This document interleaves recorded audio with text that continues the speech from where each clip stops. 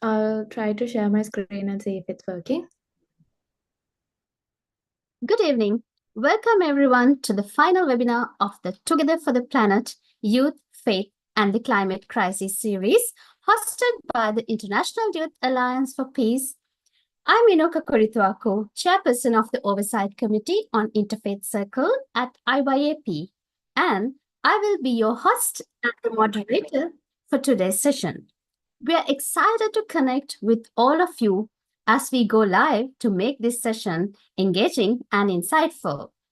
Today's webinar will focus on youth and climate activism, the last topic in this impactful series. Before we dive into discussion, let's reflect on the broader purpose of this initiative, the journey we have been on over the past weeks, and our upcoming plans. This series is part of IYAP's commitment to empowering young people and faith-based communities to respond actively to the climate crisis. By bridging scientific insights with ethical values from diverse faith traditions, we hope to inspire meaningful and sustainable actions. Throughout the program, we have explored critical interconnected topics such as environmental justice, policy, traditional knowledge, and the unique role of youth in climate activism, which we are conducting today. Thank you for being here today. Let's dive in, learn, and work together for a better planet. At IYAP, we always believe that knowledge is the foundation for meaningful change. This principle has guided us throughout this webinar series, and it is why today's session, Youth and Climate Activism, is so important. At this final topic in our series, this session is designed to empower young people with the insights, tools, and inspiration they need to make a real impact on the climate crisis. Today, our panelists will take you through the topics of the definition of youth, what a sustainable future is, and what the challenges are to it. We will discuss climate activism, youth driving change through movements. I think she will also be talk about few of the case studies as well, and pathways for youth activism.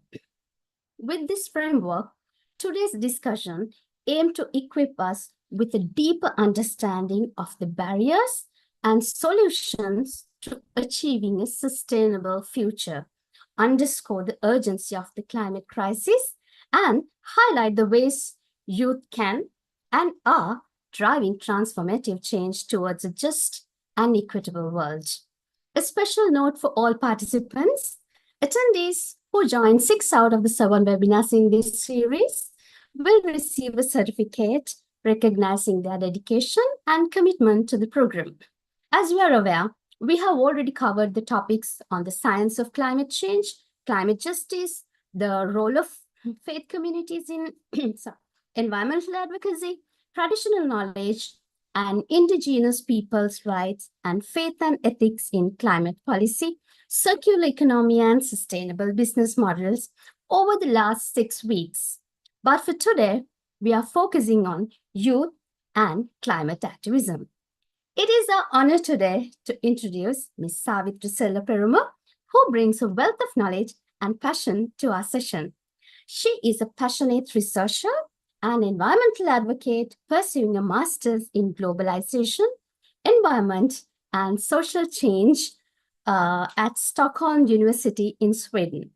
With a background in international relations from the University of Colombo, where she also serves as an assistant lecturer, she has worked in the development sector with youth, government bodies, and political parties to foster citizen engagement in governance. Her research focuses on global environmental change, water governance, climate adaptation, and geopolitics in South Asia, with work published in Sri Lanka Journal of International Relations and presented at the National Institute of Security Studies, Sri Lanka. Before we begin, please note that the chat will remain closed during the presentation.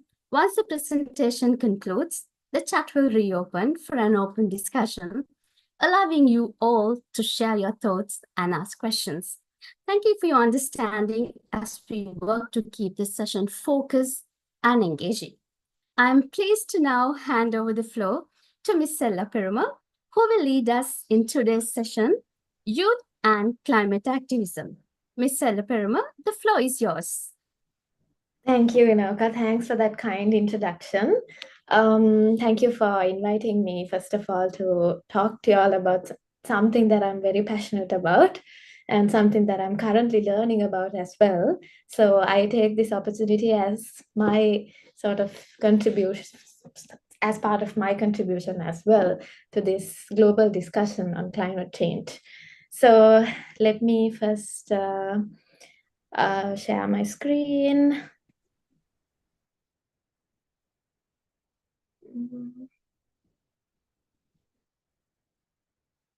Okay.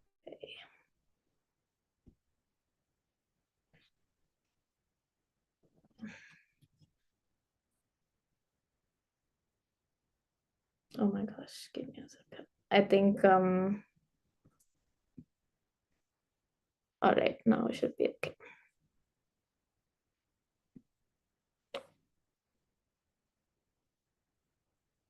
I hope you can see my screen now.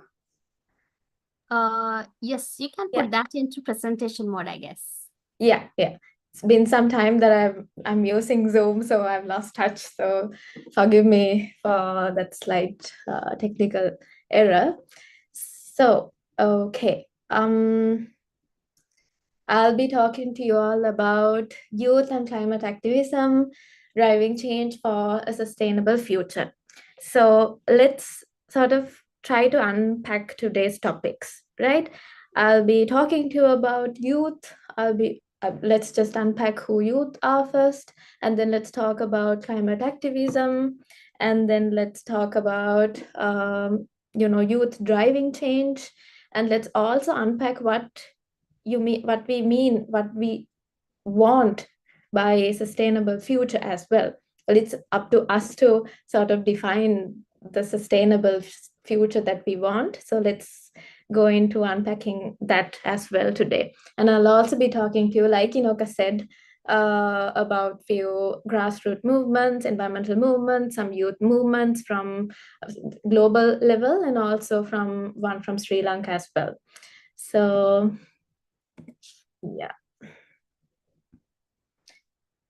And then, okay, first I told you, let's discuss who actually are youth, right? So when you take youth, I know you might have heard about, the definitions and everything from a lot of other webinars, from a lot of other places, but, still we do not have a specific definition for, defining who a youth is. It differs according to different organizations, it differs according to different countries. So United Nations define youth as those person between the ages of 15 and 24. But in Sri Lanka, the National Youth Services Council has established the age ranges to be from 14 to 29. But although in some cases this, age goes up even as 35 or even 40 in some cases in Sri Lanka.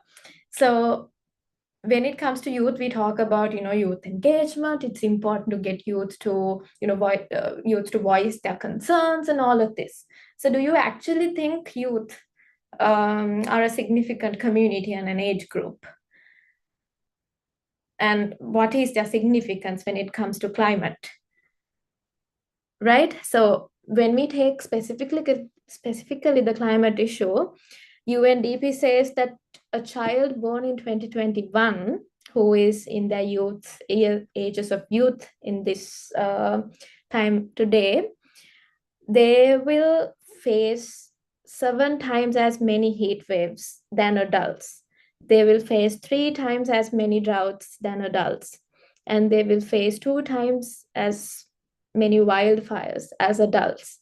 So youth, when we take as a specific age group or specific community, they will be more exposed to effects from climate change in the days to come, and it's happening right now as well.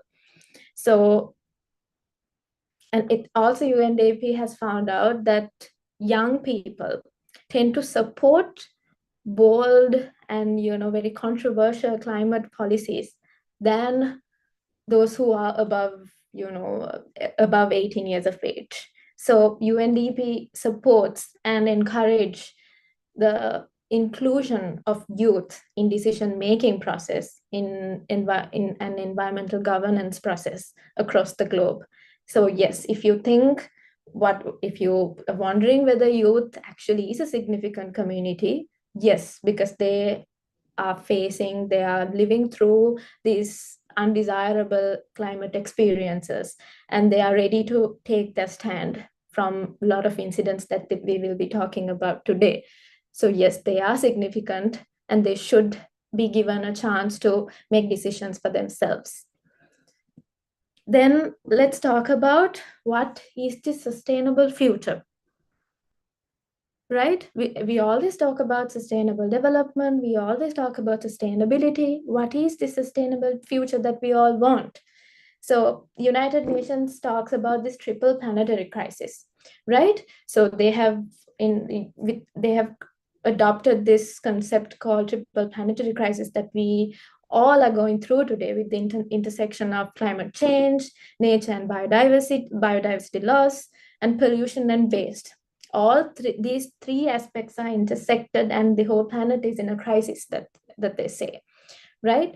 And when it comes to South Asia as a whole, is as a region which is exposed to a lot of these climate extremes, and exposed to a lot of weather events, and has placed the whole region into a very risky region. And when we take Sri Lanka as well, Sri Lanka has been ranked repeatedly within top 10 countries who are highly affected from extreme weather events at Global Climate Risk Index up until 2018. So and climate so we can all reasonably agree that climate change is the most pressing issue that humanity is facing today.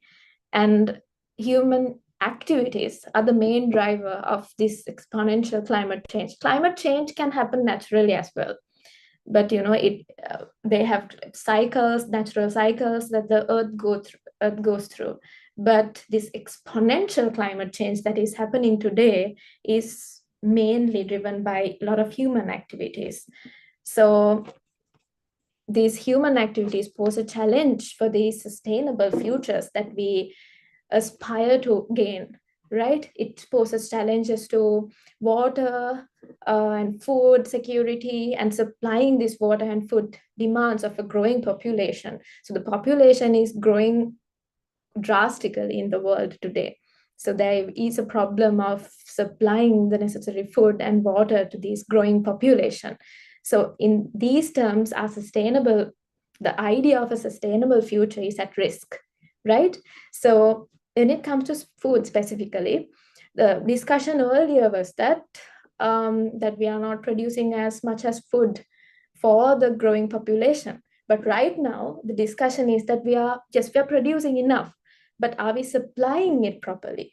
Are we distributing it properly across the globe? That's the discussion that's happening right now. What about the equity in food supply across the globe right now? How do we attain sustainable food supply across the globe? This is this food and water. We can have another entire webinar on it, but let me just touch the surface of it first. When you take your food plate today, when you had your lunch or when you had your breakfast, do you know where the food on your plate comes from? If you had rice, if you had vegetables, if you had meat, do you know where it comes from? It might be coming from another country. It might be coming from a farm next to your door. You might never know where the food is coming from, right? So we have increased this distance with our food. We don't know where it is coming from anymore, right? So with this increasing distance with our food, we are losing our touch with the resources around us, and this actually gives these actors, these private companies, to make decisions for us as well, because we are increasing the distance with our resources so much, right? So that has become a challenge for attaining the sustainable future that we talk about. And then when you talk about water, right? Depleting freshwater resources across the globe is a huge crisis, and pollution and contamination of water is a huge crisis. In 2022, it was reported that 2 billion people worldwide don't have access to safe drinking water, right? And then in Sri Lanka as well, because in Sri Lanka, people don't actually talk about a water crisis because people think that we have enough water. But Sri Lanka is also a country that's undergoing a lot of, is at the peak of water stress. So water and food, specifically when it comes to talking about a sustainable future, is at risk, and we have to make changes to attain the sustainable future that we want. So what is the sustainable future? How are we going to attain it? Is it using the resources we have in an efficient manner to maintain the economic growth that we are already doing? Or is it by reducing usage of certain resources altogether, right? Or is it by localization of resource management? Those are three ways that we can approach the sustainable future that we want. So I'd like to highlight localization of resource management mostly today during my discussion, because we're talking about youth activism and environmental movements as well. So localization is widely acknowledged, as a more effective manner of bringing in local knowledge and giving local communities ownership of their resources to make decisions and use them wisely.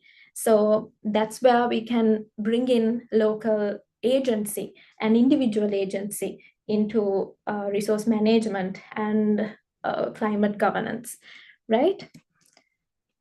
So with that, we'll talk about a bit about climate activism.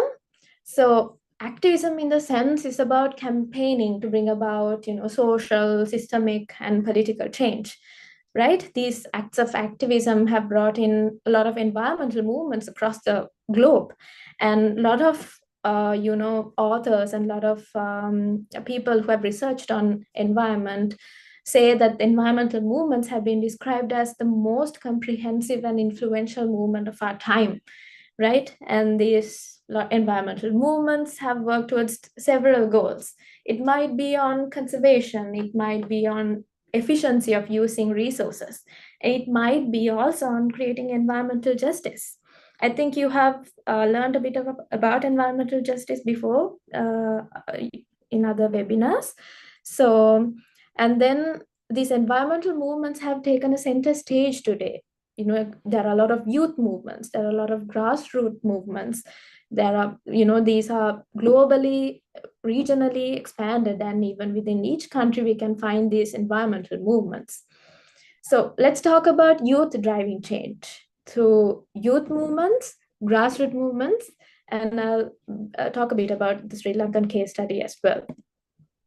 So two youth movements that we can talk about is Fridays for Future and Pacific Climate Warriors.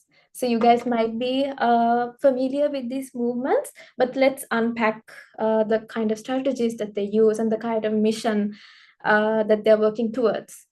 Right? Fridays for Future was, it began in 2018 with, active actions done by Greta Thunberg from from Sweden.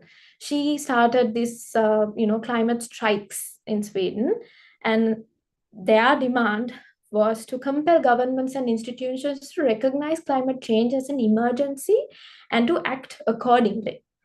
Right? So some of the strategies that they have used is still using, climate strikes, which have now expanded from Sweden to across the globe. And then they do online campaigning, and then they do lobbying and advocacy with policymakers. So if you are also engaged in a lot of activism and also running your own organizations, these are some of the strategies that you can adopt, right? And the achievements are they have expanded now from Sweden to across like 75 cities, which are located in all over the world. And then they have forced policymakers to make changes and to be more accountable towards, securing this sustainable future that we talk about.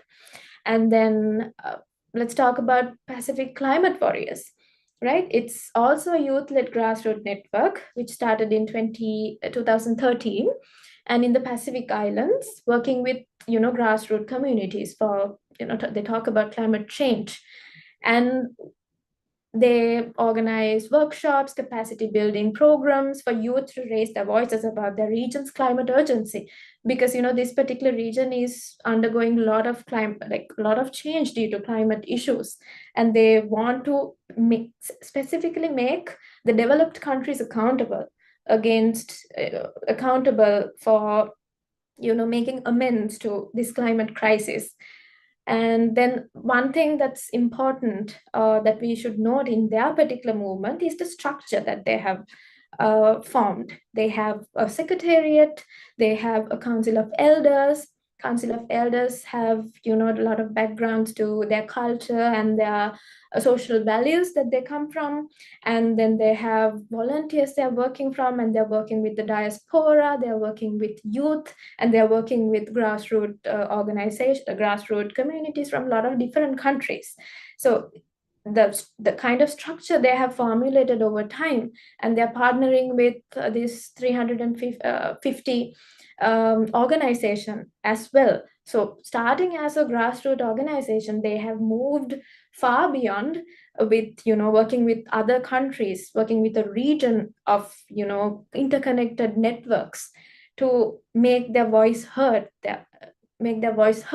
So some of the vocabularies around these movements, the Fridays for Future talk about a future. They have brought in words such as climate crisis into youth movements. And when it comes to Pacific Climate Warriors, they have brought in vocabulary, phrases, powerful phrases like warriors, youth being warriors of climate. So these vocabularies, these structures, these partnerships they have created, and the strategies that they use, they're very important in influencing policymakers to be accountable. And then I'd like to Inoka, just to mention, can you let me know when I have 10 minutes? Yeah, sure, will do. All right, thank you. So after talking specifically about youth movements, let me touch upon a grassroots movement that has happened in Bolivia, because I think this is important to go through this movement to see what sort of to see that it's possible to influence your country's political structure. It's possible to influence the policymakers to do the right thing when you are organized properly, right? This corridor movement in Bolivia, they rose against this mining activities that was happening in Bolivia, right? So in this, I'm not sure if I'm pronouncing it properly, Huanani Valley. So this movement rose as a grassroots movement. And then eventually this corridor movement represented 80 communities in that particular area. So that's a huge responsibility that they have taken to represent 80 communities, right? And pressuring the policymakers to be accountable, right? And then because to increase their leverage, they collaborated with local NGOs, they collaborated with international organizations, they collaborated with a lot of experts who came in and did research, and they had local community consultations to inform the community about the findings from these researchers, to make sure there will be informed decision-making process within this community when it comes to mining. You can see the amount of harm that's created from these mining activities in this area. But the problem is, when it comes to economic activities, people, at one point tend to, be very reluctant to work against these economic activities, although they are causing harm to your environment, because your main livelihood might depend on that particular economic activity. So, you guys too, when you do your workshops, when you do your let's say you want to work towards, making your country's environment, making your local environment, communities' lives better. So when you do that, these are the kind of challenges that you will face. People at one point will not, will not want to sacrifice their economic capabilities over environment. Profit trumps environment almost all the time, sadly. So this movement also faced such a situation, but they made sure to inform the local communities, about the sort of harm that's being created, how it affects their environment, how it affects their livelihood. And they were eventually able to get the support of the community. And they did demonstrations, which actually made their president to release an official decree against these mining activities to, make compensations to the harms that they have done. So it is possible to do it, but it'll take time. It'll take time to organize yourselves. It'll take time and compassion and drive to increase your leverage and make your message heard. So when we talk about these youth movements and grassroots movements, you can see when it's a youth movement, when it is a grassroots movement that rise from community needs, it has a sort of credibility more than when an NGO or an international organization talk about a cause. It has a level of credibility that it is coming from genuine concern, and it has the ability to mobilize voluntary based and a passionate group of people to drive change. And also these youth movements and grassroots movements, they have special legal rights, and they have the public sympathy on their side, and they have sort of a moral legitimacy to stand their ground. So these are the sort of advantages a youth movement will have when you're doing your work in the community. And then but with that comes sort of drawbacks that you might need to address. You might need to address the structure, because a group of people might be very passionate, and then they'll start doing these marches, doing these um, um, marches and demonstrations. But over time, people will get demotivated on certain cases. People will have other commitments to make. So in that case, over time, your movement or your activities need to find a structure, and you need to create partnerships to increase your leverage as well, as much as the youth movements that we talked about and the grassroots movement in Bolivia that we talked about, like they did. So they brought in international experts to talk to their community people to increase their leverage and also to pressure the government. So those are the sort of tactics that you will have to use. And then the Sri Lankan case study, I will not much focus too much on this, but with the increasing discussions on the effects of climate crisis, Sri Lanka also faced this increasing environmental movement in the recent past. It was attached to this Vilpattu National Park and the deforestation that happened. And then this movement was able to mobilize 3,000 people in Colombo, and then they were able to mobilize over 30,000 people across social media platforms. And this movement were able to get the president's attention to declare this forest as a forest reserve in 2017. This was carefully done through mobilization, through demonstrations, about making people aware about what's happening, making people knowledgeable, informed about what's happening, and then eventually pressurizing the government to take necessary actions on this, right? And these are some of the pictures from the demonstrations that we've had in Colombo. So since we talked about some of the case studies, what it is to attain a sustainable future, how do we how do we powerfully engage in environmental movements as youth, what it means for youth leadership, environmental movements, and activism.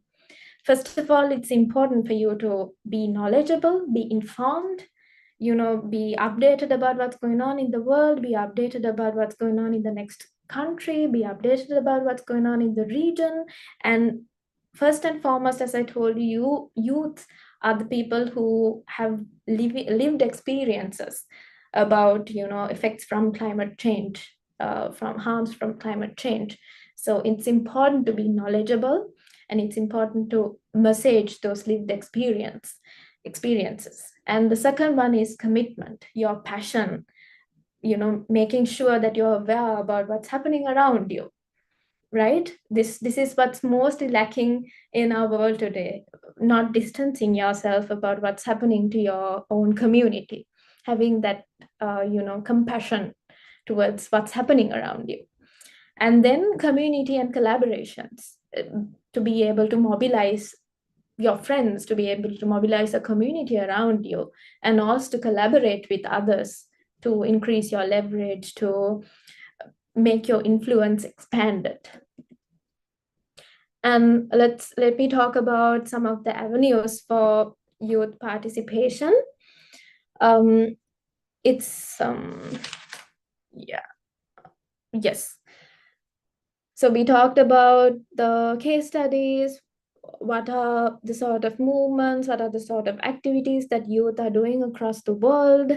So these are some of the entry points that you can take for your participation to give your contribution to climate issues, to join this fight against climate change, right?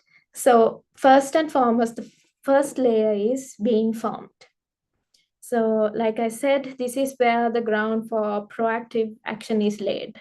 So be informed through, listen to all these radio, shows, TV shows, join webinars like this, and listen to the sort of discussions that the policymakers are doing. Be informed what are the policies that you can use, what are the policies that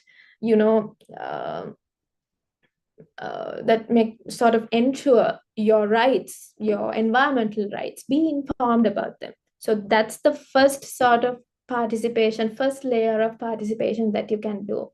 And when we go to the next layer, you can engage in consultations. That could be, participate at focus groups, participate at public meetings, public hearings, and then be engaged with a lot of events that the youth councils around your area in your country, where they youth councils have a lot of events. So engage with them. So that would be the next step for you to give back your feedback, right? Engage in discussions. And then the third step would be to collaborate with existing institutions and mechanisms. So this is more towards getting hands dirty and getting your hands on action, right? So this could be internships, this could be fellowships with ministries or certain individuals who work in this climate governance area. This could be other internships with other institutions. And also you can work with youth advisory boards, right, and steering committees. And in Sri Lanka, we have something called sectoral oversight committees, where youth can get involved, in reviewing policies that are being passed in the parliament. So there are there are a lot of avenues that you can get engaged in this level of engagement. And then also you can collaborate with a lot of other organizations, international organizations in research. You can send in your proposals. You can collaborate with your colleagues at university, with your professors, to do research on climate change and environmental governance. And then the next step would be to engage in campaigning. This is, doing your own initiatives, and youth initiated and youth-led campaigns. Could be, youth delegated programs, such as youth, engaging in organizing, workshops, demonstrations, doing your own campaigns. Likewise, so there are several levels to your participation, and I'm sure you guys are very active and proactive in making sure we attain the sustainable future that we so aspire to gain. So you will now have sort of an understanding where you are in this status. So it's up to you to read, talk to others, network with others, and find your space to make a change. Find your space to voice your community's concerns. And lastly, we talked about engaging in campaigning, right? So when it comes specifically come to campaigning and engaging in activities, engaging in youth activism, these are some of the steps that you can go through. You can start with forming your message. It could be forming your message, forming your mission. First identify the key issues that you are focusing on, and then list your sort of goals that you're trying to achieve, and formulate the mission that you're working for. It also should be based on the target audience, right? And then think about making changes in your community. For an example, it could be about garbage collection in your area, right? If it's very irregular, you can start making changes in your community. Start approaching the certain authorities, making complaints as a group. So that's making changes in your community. So making changes in your school, making changes in your workplace. So it doesn't have to be this very big thing that you do. It can start as a step, and then you can build on that. And using media, it's something youth does very well, adopting to trends, using these trends to make climate issues more influential, right? And then using video and audio contents, using a lot of platforms to talk about climate change, not just using novel methods, using podcasts, things like that to talk about climate change.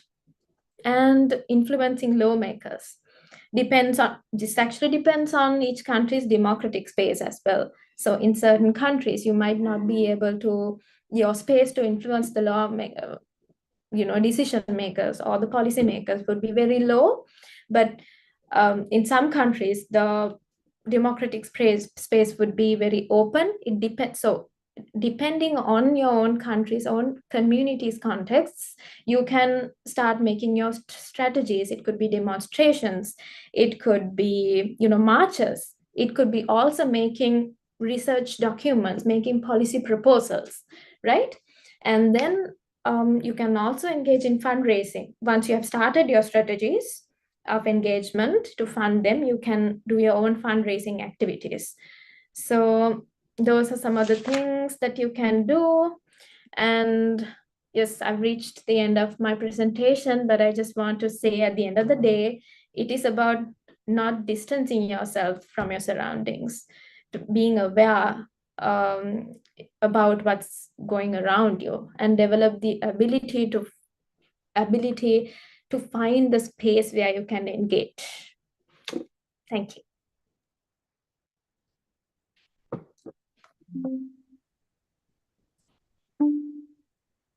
Yes, Inaka, did I take too much time? Not really. Thank you so much, Ms. Savitri, for your valuable insights on youth and climate activism. Actually, we understand that, by focusing on the role of youth in climate activism, we are highlighting the power that young voices have in driving environmental change. And we have seen those instances in recent past as well. So this session is not just an end, but a call to action for each of us to take what we have learned and use it in ways that create a more sustainable future. With that, we have actually prepared a series of questions for our esteemed panelist, Ms. Savitri, to delve into her expertise and insights on today's significant topic. So as the first question, I would like to ask you that youth have been instrumental in climate movements worldwide. So in your opinion, what unique role do young people play in driving environmental and social change? Right. Thank you, Inoka. So, like I told you, youth become a very significant age group because they have lived experiences. They are reaching different milestones in their lives, and they are affected by climate change a lot in each of their milestones. It might be going to school, finishing their school. It might be getting their first job. They reaching each of these milestones. Youth are facing a lot of challenges because of climate issues. Their economic structures, their livelihoods are affected because of climate change. So because of their lived experiences, that's why international organizations and a lot of these key authorities try so much to engage youth in their decision making process, because they have these lived experiences that most of the other age groups might not have. So that's one key thing. And also the energy, the road drive that youth have. This is something that is rare in other demographics that we might see. So they have the energy to um, sort of engage. They won't take no for an answer. They want to make sure this happens because their future is hanging by this thread. So they understand the urgency more. So their drive, their passion is much needed in this fight in climate change. So yeah, youth is a very significant age group, a significant community that should be you know infused into the decision making process. Okay, thank you, Ms. Savitri. Then once again, I would like to ask, climate activism has grown significantly in recent years. So could you describe the importance of personal agency, knowledge, and community collaboration in creating impactful climate action? Right. So personal agency. So in one of my slides too, I had this link where I wanted everyone to go to and sort of calculate their carbon footprint. I thought I might not have time during the presentation, which I did not. So I will maybe, you guys can share on YouTube as well that particular link. There are a lot of calculators that you can use to calculate your own carbon footprint. So you can do that and sort of see the individual effect you have on the global climate. It might not be much, right? But still you have a place, you have your individual contribution, right? So let's say, for an example, you go to the store, and then to buy your groceries, you get like a polythene bag to carry your groceries, right? That's a normal, simple day-to-day work thing that we do. But always remember that you get an extra bag. That's something that will stay on this earth for 500 more years. For you to just, for that half 30 minutes from the store to the house, for that 30 minutes, that's something that you use will stay in this earth for 500 plus years. So always be aware of the choices that you make, how it will affect the long term, how it will affect the earth in long term. So always be aware, always be passionate, always about what's happening around you. That's personal agency. And knowledge, when it comes to knowledge of indigenous communities, it's very important. Like I was talking to you about localization of resource management, right?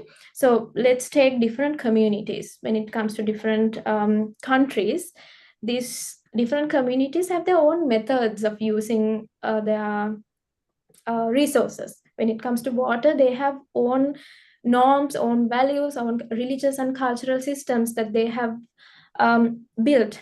They have built relationships with those resources. So it's important to know those knowledge. It's important to build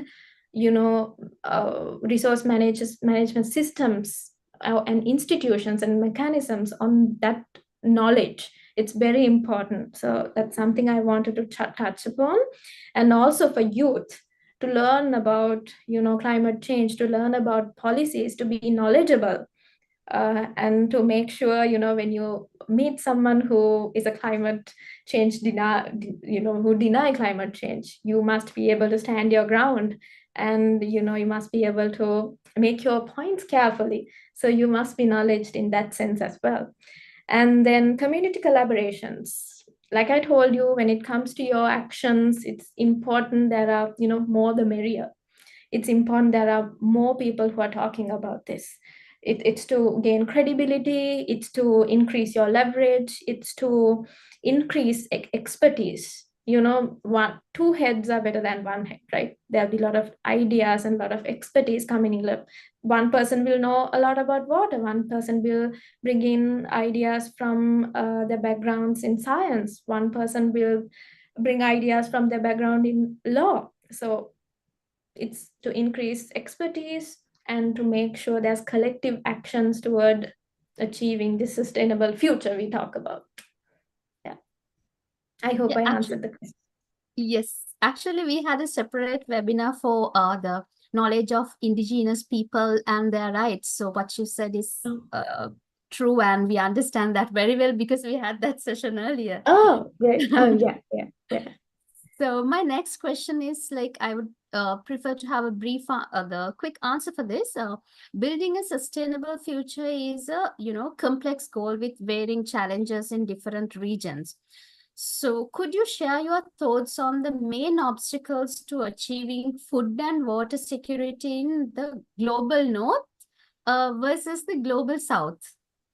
Yeah, sure. Right. When you say global north and global south, it's a very controversial, you know, discussion that's happening in the world, because South says global north is the responsible, party to make sure they make amends to the climate crisis that we are going through, and global north really takes responsibility for this. So there is an ongoing debate on this, right? That's important for us to understand that. So one obstacle when it comes to achieving food and water security, because of this global north and south dynamics, is the lack of funds. Because global south, the developing countries in global south are experiencing a lot of difficulties, being exposed to a lot of effects from climate change than the global north, because they have less facilities and less infrastructure when it comes to climate adaptation and mitigation. They have a gap in knowledge, they have a gap in funds, they have gap in uh, necessary apparatus to fight the climate extremes that they face in day-to-day lives. So there is a huge lack of funds. The global arena, the global organizations made commitments that the global north fund the global climate adaptation and mitigation, but every year annually it runs short of those promises that they have made. So still global south is facing a lot of issues because of this lack of funds, because economic growth is something that nobody is willing to compromise on.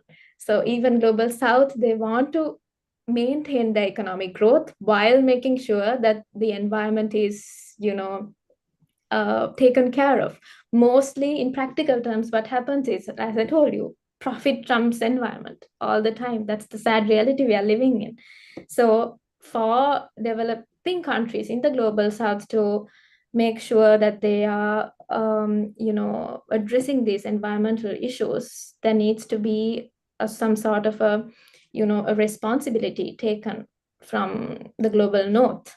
So this lack of political will is also an obstacle, because this the economic structures that are in place, that were in place in the past, where the global north, the developed countries, profited from the resources from the global south, right? There's a discussion on this, and it has been decided that global north, okay, will be the entity to pay for these climate issues. But the debate is ever so ongoing, and the promises made are not being met. So because of lack of political will, lack of funds, that's a lot of obstacles happening. And also the other main obstacle is the economic structure that we have in the world. So the current economic structure, the major economic structure that we have, it does not take environmental degradation into the cycle of economic growth. This particular structure wants infinite economic growth at the expense of environment. So that's also a huge obstacle when it comes to global north and south environmental politics.